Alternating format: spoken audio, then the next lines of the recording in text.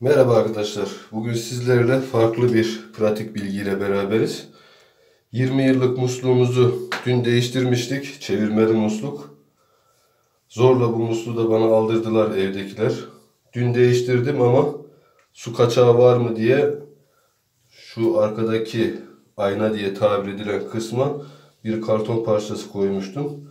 Ve gördüğünüz gibi ıslanıyor. Şimdi bu musluğu tekrar söküp farklı bir sızdırmazlık eleman olan bir ürün. Sıvı likit teflon dedikleri bir sızdırmazlık elemanı kullanacağız.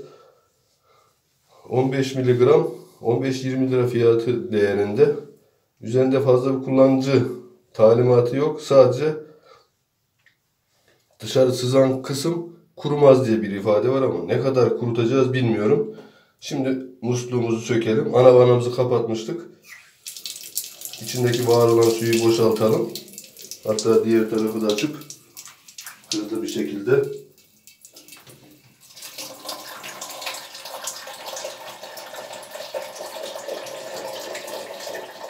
evet, musluğun içindeki su boşaldı. Şimdi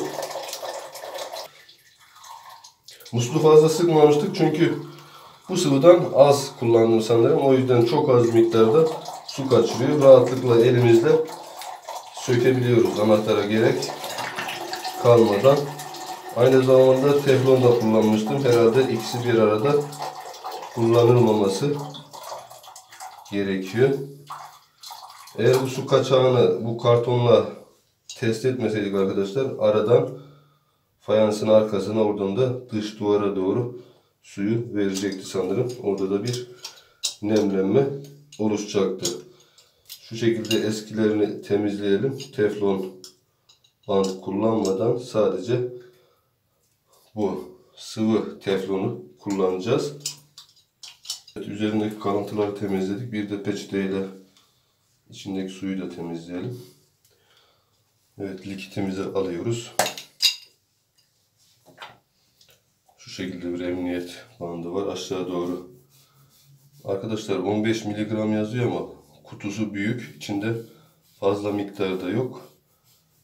Kullanma talimatı da şuradaki birinci dişliyle üçüncü dişliye sıvıyı sürün. Biraz da karşı tarafa sürün diye talimat var. Evet. Mavi renkli bir sıvı. Şu şekilde biraz daha yaklaştırayım isterseniz. Şu şekilde birinci dişliye sürebilecek miyiz? Yavaş yavaş. Pek birincisi ikincisi kalmadı.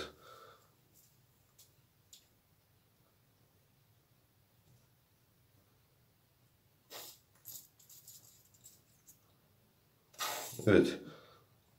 Belki siz duymuşsunuzdur bu sıvı teflon ama ben ilk kez duyuyorum da hoşuma da gitti. Biraz da karşı tarafına sürelim.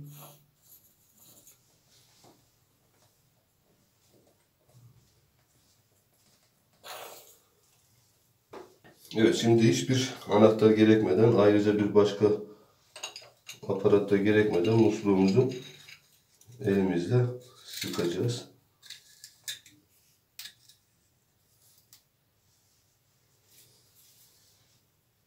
Evet, düz hale getirdik ve bıraktık. Bu muslukların avantajı, kolay kolay başları bozulmuyor. Suyu da anında açıp kapatabiliyorsunuz. Öyle bir faydaları da var. Açıkçası ben eski musluktan vazgeçmiyordum ama internetten de uygun fiyata bulduk. Biraz sonra test edeceğiz.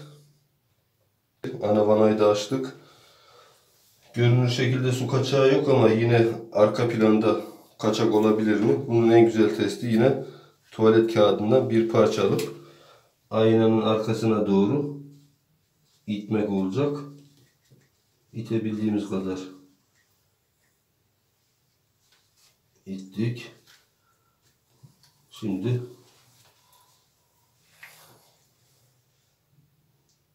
biraz bekliyorum. Bu şekilde bir bakalım, en azından peçetemiz ıslanacak mı? Sadece bizim likitimizin artığı var. Herhangi bir su belirtisi yok. Ama yine de bu peçeteyi ben buraya koyacağım. bir gün boyunca dursun. Kaçak var mı? Sadece dışarı sızan likit var. Yine dediğim gibi bunu buraya koyacağım. Bir gün bekleteceğim. Bakalım su kaçağı var mı? Evet arkadaşlar, güzel bir ürün. Siz de rahatlıkla evinizde kendi musluğunuzu anahtar gerekmeden rahatlıkla değiştirebilirsiniz. Bu 15 miligramla ben tesisat da yapmıştım. 7-8 tane musluk montajı yapabilirsiniz. Fiyatı da 15 lira mı 20 lira arasında bir değerdi. Beni dinlediğiniz için teşekkür ederim. Kanalımıza abone olur, bildirimleri de açarsanız yeni videolarımızdan haberdar olursunuz. Teşekkürler.